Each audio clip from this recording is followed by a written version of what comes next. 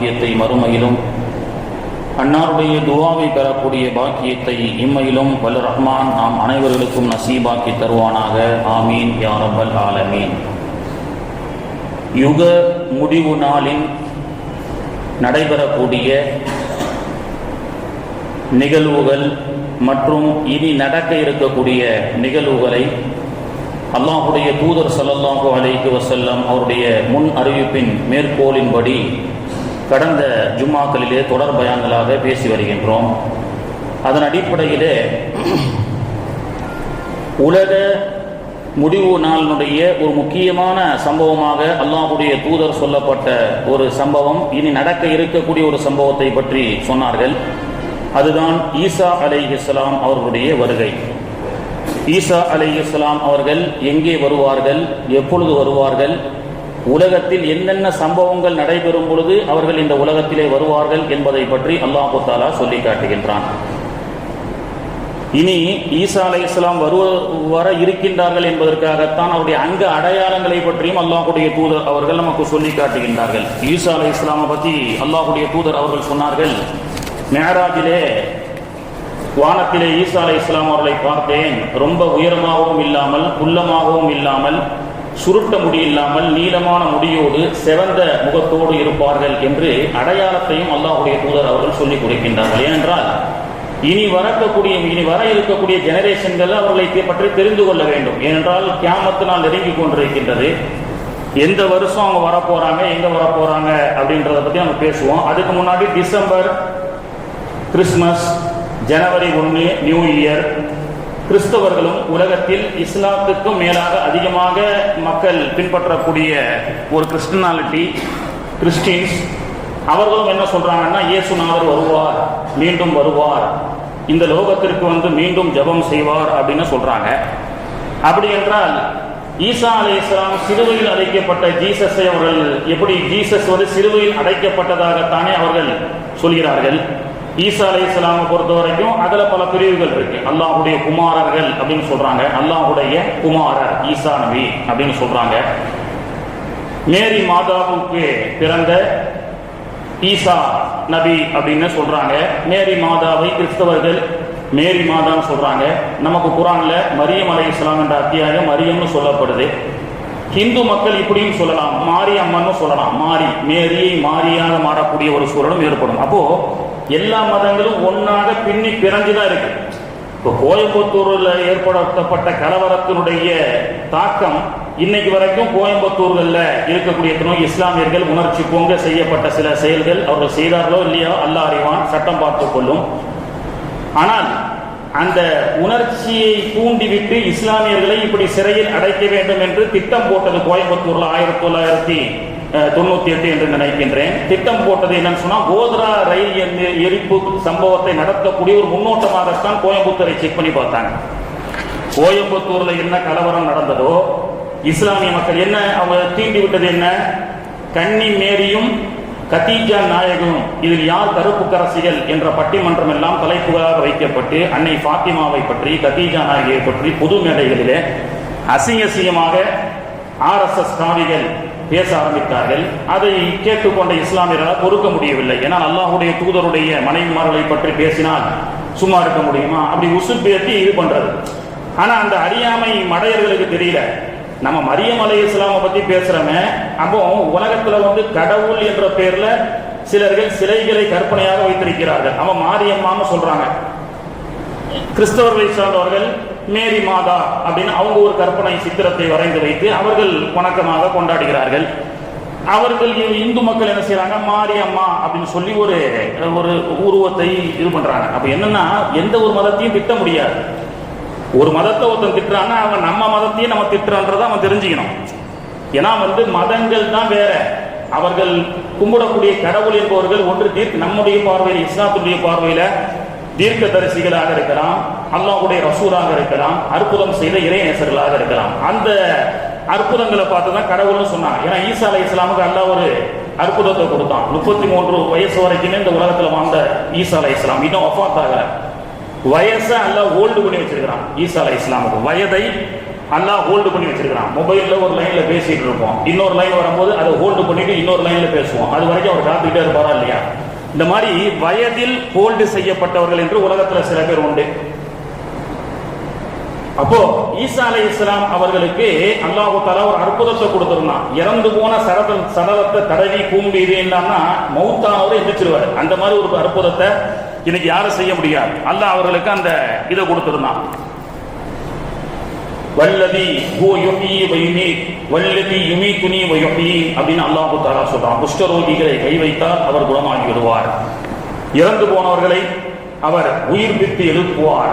இந்த அதிசயங்கள்லாம் பார்த்து கிறிஸ்தவர்கள் இவரிடத்துல இவ்வளவு பெரிய சக்தி இருக்கு அப்படின்னு அவங்க கடவுளாக ஏற்றுக்கொண்டவர்கள் சில பேர். இல்ல கடவுள் இல்ல, அவர் தீர்க்கதரிசி தான், அல்லாஹ்வுடைய குமாரர் என்று சில பேர் சொல்றாங்க.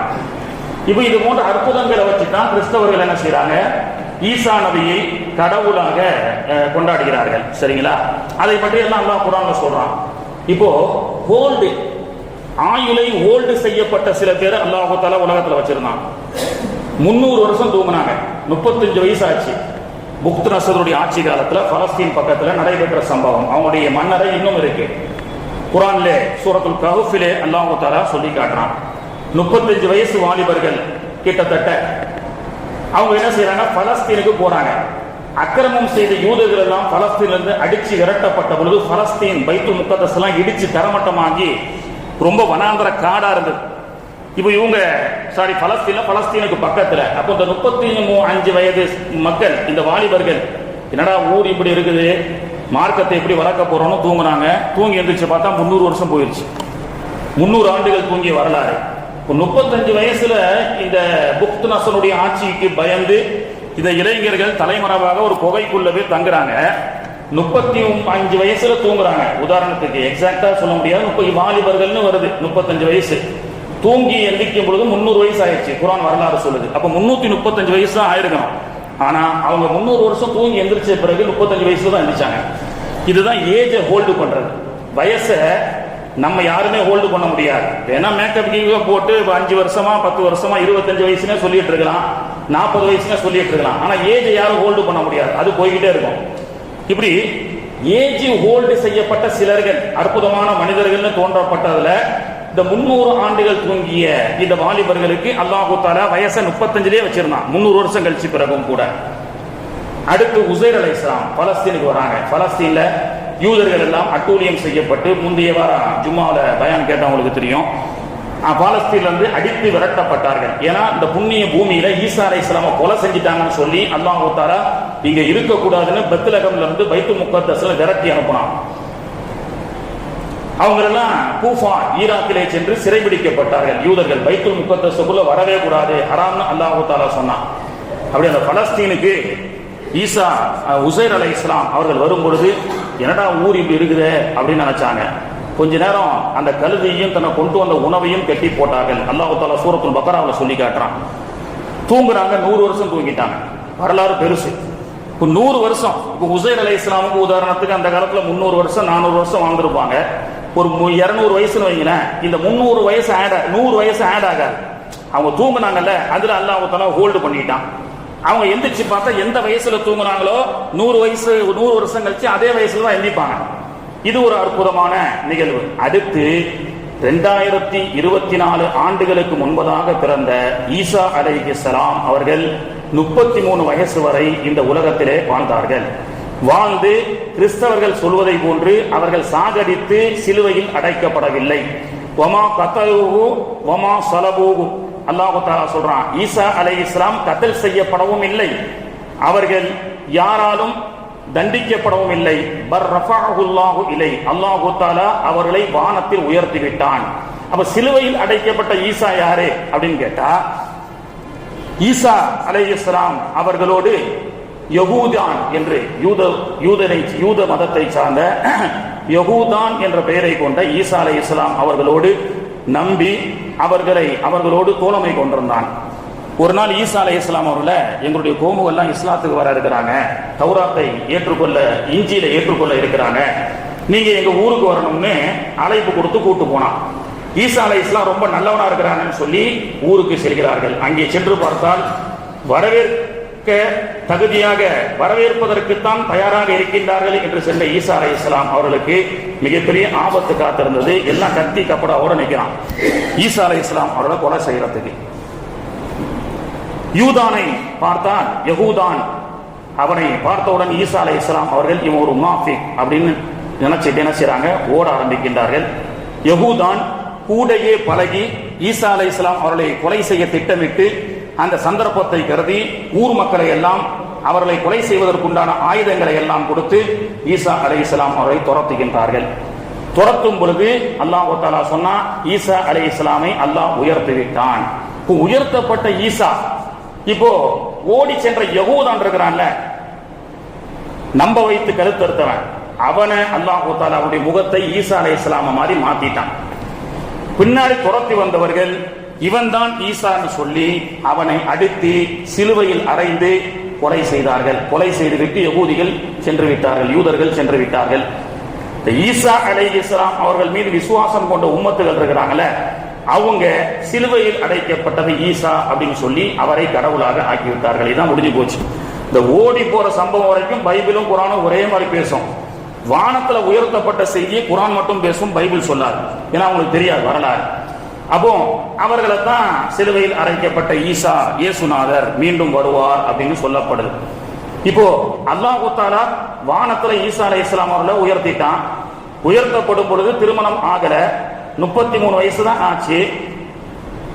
33 2024 கழிச்சிங்கன்னு சொன்னா இப்போ ஈசா அலைஹிஸ்ஸலாமுடைய வயசு ஆக்சுவலி என்ன இருக்கணும்னு சொன்னா 1991 அல்லது 2. ஆனால் ஈசா அலைஹிஸ்ஸலாம் அவர்கள் வானத்திலே உயர்த்தப்பட்டதற்கு பிறகு ஏஜை அல்லாஹ் தஆலா ஓல்டு செஞ்சு வச்சுட்டான். 33 வயசுலயே தான் இருப்பாங்க. மீண்டும் அவர்கள் வரும்பொழுது நபிகள் நாயகம் என்ன அங்க அடையாளம் சொன்னார்களோ அந்த அடையாளத்தோடு வருவார்கள். அல்லாஹ்வுடைய தூதர் ஸல்லல்லாஹு அலைஹி வஸல்லம் அவர்கள் சொன்னார்கள், ஈசா அலைஹிஸ்ஸலாம் அவர்கள் உலகத்திற்கு வருவார்கள். எங்கே வருவார்கள்? ஷாம் தேசத்தில் இருக்கக்கூடிய டமஸ்கஸ் என்று இருக்கக்கூடிய ஷாம், சிரியாவுடைய தலைநகர் டமஸ்கஸிலே உமையாக்களால் கட்டப்பட்ட ஒரு பிரம்மாண்டமான பள்ளிவாசல் இன்னைக்கும் நீங்கள் சென்று பார்க்கலாம். ஆனால் அல்லாஹ்வுடைய தூதர் அவர்கள் சொன்னார்கள், சிரியா டமஸ்கஸிலே ஒரு வெள்ளை மனோரா உள்ள ஒரு பள்ளிவாசல் இருக்கிறது. அங்கே ஈசா அலைஹிஸ்ஸலாம் அவர்கள் ஒரு நாள் ஃபஜருடைய பொழுது என்ன செய்வார்கள்?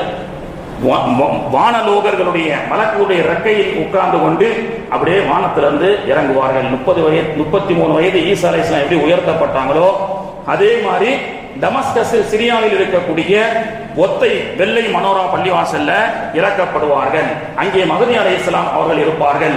அந்த பள்ளிவாசல் 5 லட்சத்துக்கும் மேற்பட்ட பரப்புடைய மக்கள் தொழக்கூடிய விசாலமான பள்ளி. உமையாக்களால் கட்டப்பட்ட சிரியா டமஸ்கஸிலே இருக்கக்கூடிய பள்ளி. சலாஹுத்தீன் அய்யூபி அவருடைய மன்னரை அங்கே இருக்கிறது. யஹ்யா அலைஹிஸ்ஸலாமுடைய மன்னரை அங்கே இருக்கிறது. அந்த பள்ளிவாசலுக்கு சென்றால் பார்க்கலாம்.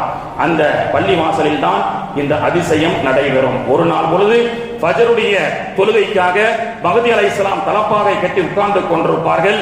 மக்கள் எல்லாம் அந்த மஜ்லிஸிலே லட்சக்கணக்கான மக்கள் அங்கே தொழுகைக்காக அமர்ந்து கொண்டிருக்கும் பொழுது வானத்திலிருந்து ஒரு மலக்கினுடைய ரெக்கையிலே அமர்ந்து கொண்டு ஈசா அலைஹிஸ்ஸலாம் அவர்கள் அங்கே வருவார்கள். அப்போ 1992 வருஷத்துக்கு முன்னாடி வானத்திலே உயர்த்தப்பட்ட ஈசா இப்பொழுது 2024 அவங்க எந்த வருஷம் வருவாங்கன்னு கூட நம்ம சொல்லலாம். 2040 வர வாய்ப்பு இருக்கு. 2000 இன்ஷா அல்லாஹ். இன்னைக்கு உலகத்தினுடைய இந்த சம்பவங்கள் எல்லாம் அடுத்து எப்போ வரப்போறாங்கன்ற சூழலையும் ரசூலுல்லாஹ் சொன்னாங்க. டேட் மட்டும்தான் சொல்லல, தேதி மட்டும்தான் சொல்லல. ஆனா அவங்க இறங்கும் பொழுது உலகத்துல என்ன நடக்கும் அப்படின்னு அல்லாஹ்வுடைய தூதர் ஸல்லல்லாஹு அலைஹி வஸல்லம் அவர்கள் தெளிவாக சொன்னார்கள். அதன் அடிப்படையில் இன்று வரை அல்லாஹ்வுடைய தூதர் அவர்களால் சொல்லப்பட்ட சம்பவங்களை வைத்து பார்த்தால் 2040 சிரியா தமஸ்கத்திலே ஈசா அலைஹிஸ்ஸலாம் அவர்கள் வருவதற்குண்டான வாய்ப்புகள் உண்டு என்று இன்னைக்கு கணிக்கப்படுகிறது ஹதீஸுடைய மேற்கோளின் அடிப்படையில். அப்போ ஈசா அலைஹிஸ்ஸலாம் அவர்கள் உலகத்திலே வரும் பொழுது என்னென்ன நடக்கும்? தஜ்ஜால் வருவான். சென்ற வாரம் தஜ்ஜாலுடைய வரலாறை பற்றி சொன்னோம். தஜ்ஜால் பூமியில் இருக்கக்கூடிய சோலை வனங்களை எல்லாம் பாலைவனமாக ஆக்கப்பட்டு தஜ்ஜால் 2037 2037 2038 2039 3 ஆண்டுகள் கடுமையான பஞ்சகாலங்கள் ஏற்படும். டாலர்களும் காசுகள் இருந்தால் கூட சாப்பிடுவதற்கு சோறு கிடைக்காது. எழுதி வைத்துக் கொள்ளுங்கள். இந்த 3 ஆண்டுகள் கடும் பஞ்சமாக இருக்கும் பொழுது தஜ்ஜால் வருவான். அல்லாஹ்வுடைய தூதரிடத்திலே சஹாபாக்கள் கேட்டார்கள், அல்லாஹ்வுடைய தூதரே, தஜ்ஜால் உலகத்தில் வந்தால் எத்தனை நாட்கள் இருப்பான்? அல்லாஹ்வுடைய தூதர் அவர்கள் சொன்னார்கள், 39 நாட்கள் வரை தஜ்ஜால் இந்த பூமியிலே வாழுவான். 40வது நாள் மக்கள் எல்லாம் கடும் சித்திரவதை ஆளாக்கப்பட்டு, இன்னைக்கு நம்ம எதிர்பார்க்கிறோமா இல்லையா, சிரியாவில் பலஸ்தீன்ல கொத்து கொத்தாக மக்கள் சாகடிக்கப்படக்கூடிய காட்சி, ஷஹீதாக்கப்படக்கூடிய காட்சி. இந்த காட்சியை பற்றி கூட ரசூலுல்லாஹ் பேசியிருக்கிறாங்க. ஒரு ஹதீஸ்ல வருது, கியாமத்துக்கு சமீபமாக ஒரு காலம் வரும், கபூர் வழியாக சென்றால் மனிதன் இந்த உலகத்தில் வாழ்வதை விட அந்த கபூர் குழிக்கு செல்வதே நல்லதுன்னு கபூர்ல புரண்டு அழுவான்னு சொன்னான் அல்லாஹ்வுடைய தூதர். முஸ்லிம் ஷெரீஃப்ல பதிவு செய்யப்பட்ட ஹதீஸ். உலகத்துல நடந்து செல்லும் பொழுது கபருஸ்தான் வழியாக சென்றால் அந்த கபூரிலே படுத்து அழுவான். அந்த அளவுக்கு உலகம் கொடுமையாக இருக்கும். கபருக்காவது போயிடலாமேன்னு சொல்லி இன்னைக்கு பாக்குறோமா இல்லையா, பாலஸ்தீன்ல ஒரு 5 வயது சிறுமி இரவு நேரத்தில் தூக்கம் வராமல் தாயை இழந்து, தாய் ஷஹீதாகி விட்டார். தாய்க்கு பக்கத்திலேயே படுத்தா தான் அந்த பிள்ளைக்கு தூக்கம் வரும். தாய் இல்லை. தாய் எங்கே இருக்கின்றால்? மண்ணறையிலே இருக்கின்றார். அந்த மண்ணறையிலே சென்று அந்த குழந்தை தலை வைத்து அந்த தாயினுடைய மௌத்தான அந்த தாயினுடைய மண்ணறையிலே சென்று அந்த குழந்தை அழுது கொண்டு படுத்துக் கொண்டிருக்கின்றது. மனைவியை இழந்த கணவன், பாசமாக இருந்த அந்த மனைவி என்னை விட்டு சென்று விட்டாளே என்று கபருக்கு சென்று அடக்கம் செய்யப்பட்ட கபருஸ்தானிலே சென்று ஒவ்வொருத்தரும் கண்ணீர் ஓலம் விட்டு அழக்கூடிய காட்சிகளை, மனைவியை இழந்த கணவன், கணவனை இழந்த மனைவி, பிள்ளைகளை இழந்த பெற்றோர்கள், பெற்றோர்களை இழந்த கணவர்கள் என்று இன்னைக்கு பலஸ்தீன்ல கொத்து கொத்தாக மக்கள் மவுத்தாக்கப்படக்கூடிய, ஷஹீதாக்கப்படக்கூடிய அந்த கபருடைய காட்சிகளை இன்னைக்கு நாம் பார்க்கின்றோம். அல்லாஹ்வுடைய தூதர் அவர்கள் சொன்னார்கள், 1400 ஆண்டுகளுக்கு முன்பு இது போன்ற ஒரு காட்சிகளை நீங்கள் பார்க்காமல் உலகம் அழியாது. இப்போ உலகத்துல இது போன்ற அழிச்சாட்டியங்களை தட்டி கேட்பதற்கு யாரும் வரமாட்டார்களா? அழிச்சாட்டியங்கள் அதிகமாகி தஜ்ஜால் 39 நாட்கள் இந்த உலகத்திலே அழிச்சாட்டியம் செய்வான்.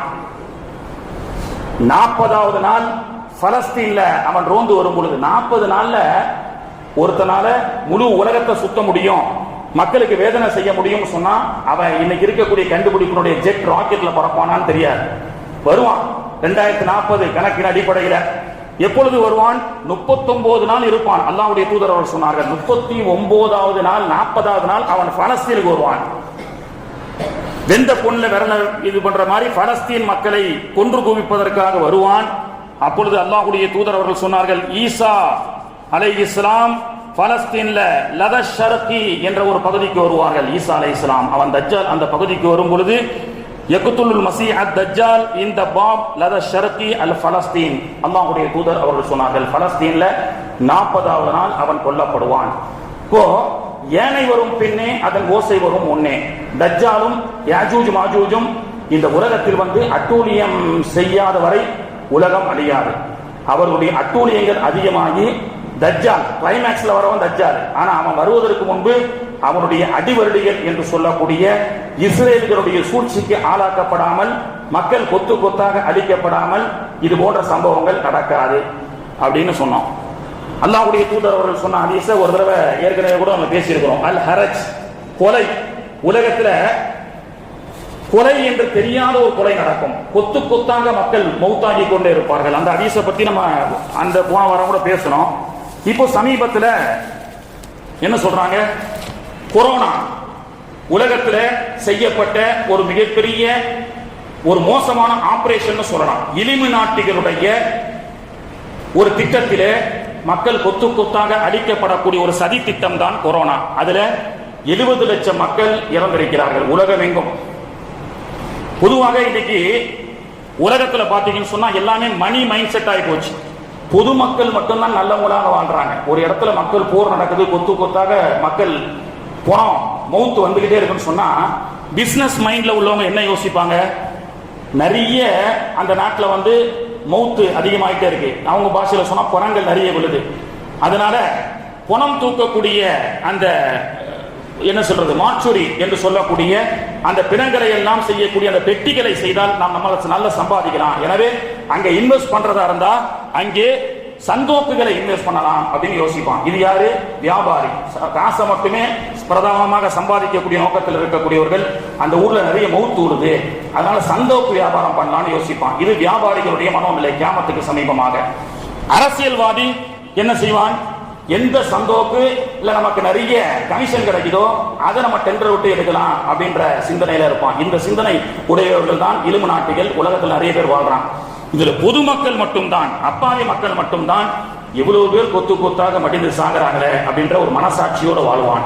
இப்படி மனசாட்சியோடு வாழக்கூடிய மக்கள் குறைவு, இலுமினாட்டிகள் அதிகமாகிவிட்டார்கள். எனவே இன்னைக்கு பாத்தீங்கன்னா ஆஸ்திரேலியாவில் சமீபத்தில் ஒரு 4-5 நாளைக்கு முன்னாடி வருது, ரசூலுல்லாஹி ஸல்லல்லாஹு அலைஹி வஸல்லம் சொன்னாங்க, யாஜூஜ் மாஜூஜ் ரொம்ப குட்டி படைப்பு தான்.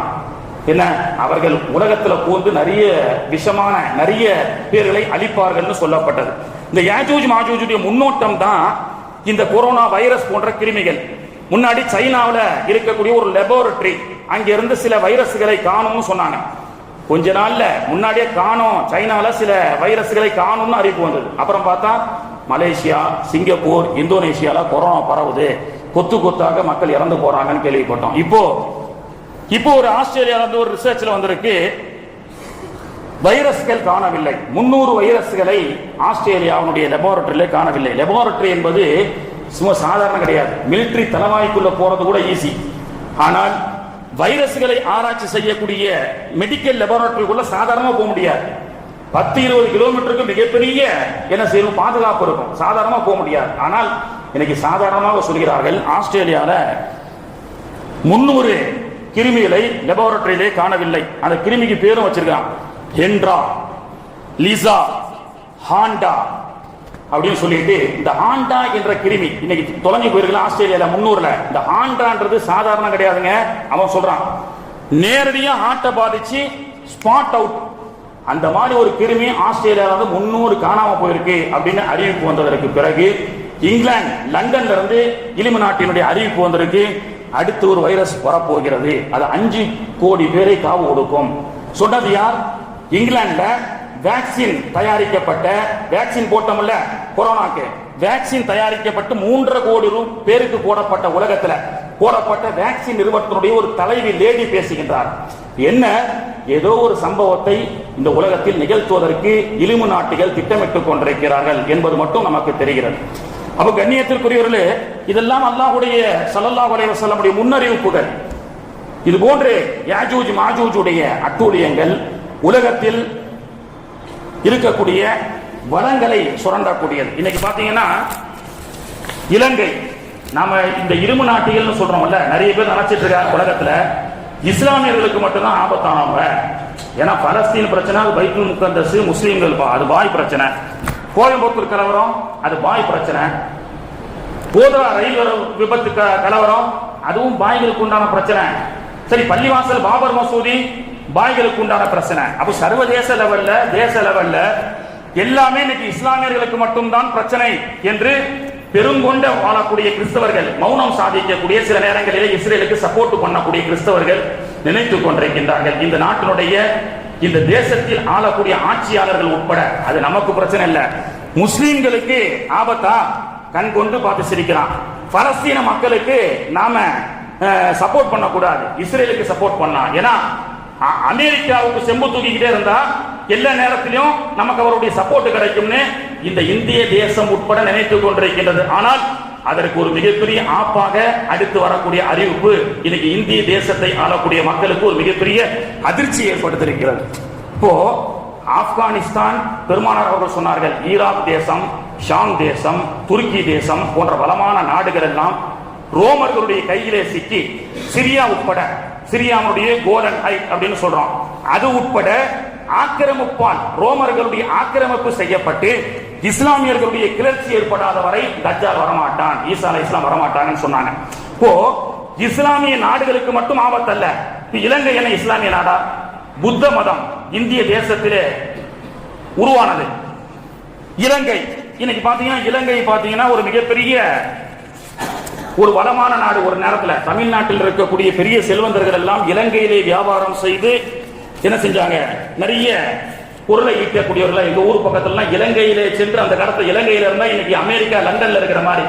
ஆனால் இன்னைக்கு இலங்கைக்கு மரியாதை இல்லாமல் ஆகிவிட்டது. இலங்கையினுடைய 2022 ஒரு ஸ்டேட்மெண்ட் வெளியிடுறாங்க, Sri Lanka default in 2022 amid sustainable டெபிட் அண்ட் டிப்ளீட்டட் ரிசர்வர்ஸ், அதாவது தாங்க முடியாத கடன் மற்றும் தீர்ந்து போன கையிருப்புகளுக்கு மத்தியில் இலங்கை பெரும் கடனை செலுத்த வேண்டிய சூழல் ஏற்பட்டுவிட்டது. எனவே இலங்கை பொருளாதார ரீதியாக மிகப்பெரிய பின்தங்கியாகிவிட்டது. வளமான நாடு, ஏலக்காய் போன்ற ஒரிஜினல் பொருட்கள் எல்லாம் இலங்கையிலே தயாராக்கப்படும். குறிவைத்து இந்த அமெரிக்கர்கள் இலங்கைகளை தலை தூக்க விடாமல், புத்த நாடு, அது இஸ்லாமிய நாடு கிடையாது. அப்போ இலங்கையை அவர்கள் என்ன செஞ்சாங்க, இலங்கையினுடைய பலத்தை சுரண்டி அந்த இலங்கையினுடைய மக்களுக்கு மத்தியிலே கிளர்ச்சியை ஏற்படுத்தி இலங்கையை இன்னைக்கு ஒண்ணும் இல்லாமல் ஆக்கிவிட்டார்கள். அடுத்த டார்கெட் இந்தியாவா? என்ன நீங்களா சொல்றீங்க, நான் சொல்லல. ட்ரம்ப் இன்னைக்கு பதவி ஏற்ற உடனே அடுத்து அவர் சொல்லிட்டார். என்ன சொல்லியிருக்கிறார்? டொனால்ட் ட்ரம்ப் வெற்றி அடைஞ்சது ஒரு மாசத்துக்கு முன்னாடி, பதவி 2 மாசத்துக்கு பிறகுதான், ஜனவரி 20 தான் ட்ரம்ப் பதவி ஏற்கிறார் அமெரிக்கால. அது என்னங்க, நம்ம ஊர்ல எலெக்ஷன் முடிஞ்சு வெற்றியான உடனே ஒரு வாரத்துக்குள்ள பதவி ஏற்பு விழா, ஆனா அமெரிக்கால 2 மாசம். ஏன் தெரியுமா? அமெரிக்காவுடைய இதை பொறுத்த வரைக்கும்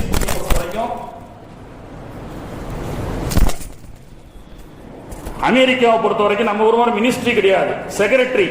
மிடில் ஈஸ்ட், யூரோப்பா, சைனா போன்ற உலக நாடுகளுக்கெல்லாம் பொறுப்புள்ள அமைச்சர்களை நியமிக்கணும். ஏன்? அவன் செய்யக்கூடிய வேலை என்ன? எந்த நாட்டில் எப்படி அவனை வந்து ஆட்டை போடுறது, எந்த நாட்டில் வளத்தை சுரண்டுறது, உலகத்தில் நாம மட்டும் ஹீரோவா இருந்து மற்றவனுக்கு எப்படி சிந்து முடிக்கிறது என்ற வேலையை செய்வதற்கு யார் தகுதியானவன் பார்க்கறதுக்கு 2 மாசம்.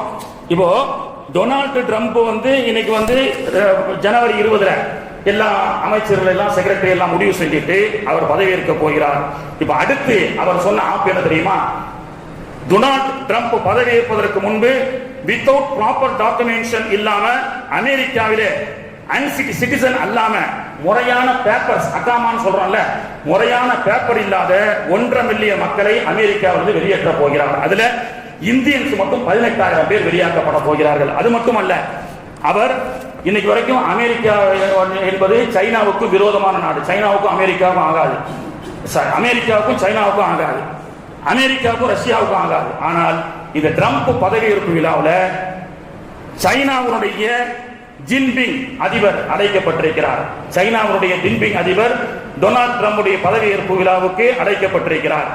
ரஷ்ய அதிபர் அழைக்கப்பட்டிருக்கிறார். ஆனால் நம் நாட்டு பிரதமர் அழைக்கப்படவில்லை. அங்கதான் ட்விஸ்ட். இந்திய தேசத்தினுடைய இலங்கை, ஈராக், ஆப்கானிஸ்தான் போன்ற நாடுகளுடைய பலத்தை சுரண்டுவதற்கு, பலஸ்தீன மக்களை கொத்து கொத்தாக சாகடிப்பதற்கு எந்த அமெரிக்கா காரணமாக இருந்ததோ, இன்னைக்கு அவர் என்ன சொல்றாரு? திருட்டுத்தனமாக அமெரிக்காவுக்குள்ள வந்தவங்க, ப்ராப்பரா சிட்டிசன் இல்லாம இருக்கிறவங்க எல்லாம் வெளியாக்க போறேன், முதல்ல லிஸ்ட கொடுன்னு கேட்கிறாரு. உனக்கு வந்தா தக்காளி சட்னி, அடுத்தவனுக்கு வந்தா ரத்தமா? உனக்கு வந்தா ரத்தம், அடுத்தவனுக்கு வந்தா தக்காளி சட்னியா? இதே பாலஸ்தீன்ல 1948 முன்னாடி வரைக்கும் பலஸ்தீன்ல தனி சிறப்பு இருந்தது. பலஸ்தீன் அரபிகள் மட்டும்தான் அங்க வாழணும், அவங்க மட்டும் தான் பிசினஸ் பண்ணணும், அவங்க மட்டும் தான் அந்த இடத்தை வாங்கணும் அப்படின்றத உடைச்சி இது போன்ற ஒரு திட்டங்களை 1948 அமெரிக்கா இஸ்ரேலோடு சேர்ந்த திட்டம் பலஸ்தீனுக்குள்ள என்ன செய்யறாங்க? அந்த தனி அந்தஸ்தை எடுக்கிறாங்க. காஷ்மீர் எடுக்கிற மாதிரி பலஸ்தீனுடைய அந்தஸ்தை எடுத்து யூதர்கள் உள்ளே நுழைந்து ஒரு பகுதியை ஆக்கிரமித்து கொஞ்சம் கொஞ்சமாக என்ன செய்யறாங்க? முழு முக்காவாசி பலஸ்தீனை ஆக்கிரமித்து இன்னைக்கு அங்கே குடியமர்த்த அங்கே இருக்கக்கூடிய சிட்டிசன்களை ஓட விரட்டுகின்றார்கள் அல்லவா? இன்னைக்கு போர் என்ற அடிப்படையிலே கொத்து கொத்தாக சாகடிக்கின்றார்கள் அல்லவா? அப்போ பலஸ்தீனுடைய தனி அந்தஸ்தை எடுத்து பலஸ்தீனுக்குள்ள எவன் வேணாலும் போய் வாழலாம் என்று சொல்லி பலஸ்தீன் மக்களை இன்னைக்கு அடிமையாக்கப்பட்ட இதே அமெரிக்கா தன் நாட்டுக்குள்ள யாரும் வந்துடக்கூடாது, என் பூமியை யாரும் ஆக்கிரமிப்பு பண்ணக்கூடாது அப்படின்னு சொல்லி இன்னைக்கு இத்தனை 1.5 மில்லியன் மக்களை வெளியேற்றப்படுத்துகிறார்கள் என்று சொன்னால் அது அவர்களுடைய நாடு, அவர்கள் பாதுகாப்பாக இருக்கட்டும், கவலை இல்லை. ஆனால் அடுத்த நாட்டுக்குள் தலையிடுவது தவறல்லவா? இதைத்தான் இஸ்ரேல் செய்வார்கள். கண்ணியத்திற்குரிய அல்லாஹ்வின் நல்லடியார்களே, ஆக இது போன்ற மக்கள் நாட்டை ஆக்கிரமித்து மக்களை அழிக்கக்கூடியவர்கள் அவர்கள் தனி ஒரு மதத்திற்கு மட்டும் எதிரிகள் அல்ல, மனித குலத்திற்கே எதிரி என்பதை கிறிஸ்தவர்கள் புரிந்து கொள்ள வேண்டும், புத்த மதத்தவர்கள் புரிந்து கொள்ள வேண்டும், உலகத்தில் நடுநிலையாக வாழக்கூடிய மக்கள் புரிந்து கொள்ள வேண்டும், குறிப்பாக நம் நாட்டு பிரதமர் மோடி புரிந்து கொள்ள வேண்டும்.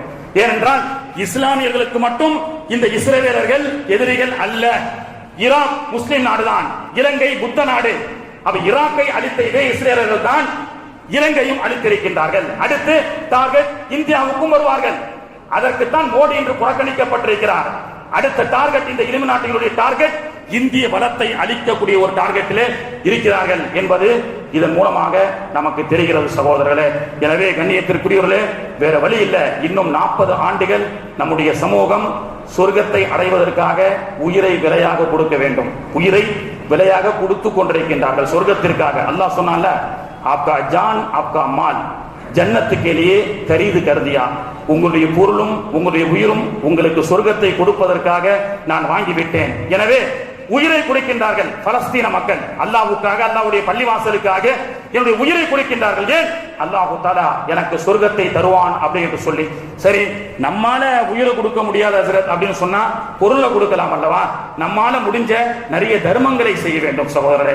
ஒண்ணும் இல்லை, அல்லாஹ் தஆலா குர்ஆன்ல சொல்றான், அம் அசிபுத்தும் அன் ததுகுலுல் ஜன்னத, சொர்க்கத்துல ரொம்ப ஈஸியா போயிடலாம் நினைக்கிறீங்களா? கியாமத் நாள்ல அப்படி போக முடியாது. தியாகம் செய்யாம போக முடியாது. அல்லாஹ் சொல்றான், நீங்க எல்லாம் நினைச்சிட்டு இருக்கீங்க சொர்க்கத்துல ரொம்ப ஈஸியா போயிடலாம் அப்படின்னு சொல்லி. தியாகங்கள் இல்லாமல் சொர்க்கத்துக்குள் நுழைய முடியாது. ஃபார் எக்ஸாம்பிள் பார்க்கணுமா, காபத்துல்லாவுல சொர்க்கத்தினுடைய ஒரு கல், ஒரு அடி கல் காபத்துல்லாவுல ஹஜ்ருல் அஸ்வத்னு இருக்குது. அதை முத்தமிடுவதற்கும் தொடுவதற்கும் எவ்வளவு போட்டி. பாகிஸ்தான்காரன், ஆப்கானிஸ்தான்காரன் கம்பீரமா இருக்கிறவன் போய் முத்தமிட்டு வந்துடுறான். நம்மளால முடியாது. நம்ம சொல்லிடுற தூரத்துல இருந்து நீ முத்தமிட்டாலே அது கேமரா தான், அது சிசிடிவி கேமரா தான் பதிவு செஞ்சிரும். கியாமத்தினால பதிவு ரெக்கார்ட் ஆனவங்களுக்கு எல்லாம் சொர்க்கத்தை வாங்கி கொடுத்துரும். ஆனால் இந்த சொர்க்கத்தினுடைய ஒரு அடி கல்லை தொடுவதற்கு இவ்வளவு போட்டி என்று சொன்னால் கியாமத்தினால சொர்க்கமே நமக்கு கஷ்டம் இல்லாம கிடைச்சிருமா? அதைத்தான் எல்லாம் சொல்றான். ரவுலா என்ற ஒரு நம்ம பள்ளிவாசலோட ஒரு சின்ன இடம், ரவுலாத்துல் ஜன்னா, சொர்க்கத்தின் ஒரு பகுதின்னு ரசூலுல்லாஹ் சொன்னாங்க. அன்னைக்கு முண்டி எடுத்துக்கொண்டு அந்த இடத்துல 2 ரக்காய் தொழுதா சொர்க்கத்திலே சென்று 2 ரக்காய் தொழுத மாதிரி நினைச்சோம். இன்னைக்கு நுசுக்குன்ற ஒரு ஆப் போட்டு எல்லாருக்கும் என்ன செய்யப்பட்டது, டைமிங் கொடுக்கப்பட்டு முன்கூட்டியே நம்ம என்ன செய்யணும், டைம் வாங்கி, அதுக்கு என்ன சொல்றது, டைம் வாங்குறதுக்கு அப்பாயின்மெண்ட் நுசுக் என்ற ஆப்ல அப்பாயின்மெண்ட் வாங்கிட்டு போய் நின்று தொழுகிறோம். லட்சக்கணக்கான மக்கள் முண்டி அடிக்கிறார்கள், கிடைக்க மாட்டேங்குது. போய் 5 நாள் மதினால இருந்தா ஒரே ஒரு வாய்ப்பு நுசுக் ஆப்ல கிடைக்குது அப்படின்னு சொன்னா, இந்த உலகத்திலே அல்லாஹ்வால் அனுப்பப்பட்ட ஒரு அடி கல்லுக்கு இவ்வளவு டிமாண்டு, அந்த சின்ன ஸ்கொயர் ஃபுட்டுடைய இடத்துக்கு இவ்வளவு டிமாண்டுன்னா சொர்க்கம் எவ்வளவு பெரியது. கைரும் மின துனியா அஷரத்த, 10 மடங்கு சிறப்பு. ரொம்ப லேசா கிடைச்சிருமா? கிடைக்காது சகோதரர்களே. அந்த சொர்க்கத்துக்கு நம்முடைய உயிரையும் நம்முடைய பொருளையும் அல்லாஹ்வுக்காக தர்மம் செய்ய வேண்டும். அல்லாஹ் தஆலா அது போன்ற நல்ல அமல்களை, அரண்களை நாம் அதிகமாக செய்ய வேண்டும். உலகம் இன்னும் சில நாட்களிலே இந்த உலகத்தை, கியாமத்தை சந்திக்க இருக்கின்றது. இன்னும் சில தினங்களிலே மிகப்பெரிய டிமானிட்டேஷனும், மிகப்பெரிய நோயும், மிகப்பெரிய இதை விட கொரோனாவை விட மிகப்பெரிய அந்த லாக்டவுன் கூட வர வாய்ப்புகள் இருக்கிறது. அல்லாஹ்வுடைய ரசூலுடைய முன்னறிவிப்பின்படியும் இன்றைய காலத்தில் நிகழ்ந்து கொண்டிருக்கக்கூடிய சிறப்புகளை, இந்த விஷயத்தை பார்த்தால் அதுவெல்லாம் நடக்க இருக்கும். அல்லாஹ் தஆலா இது போன்ற குழப்பங்களை விட்டு பாதுகாத்து நிறைய தர்ம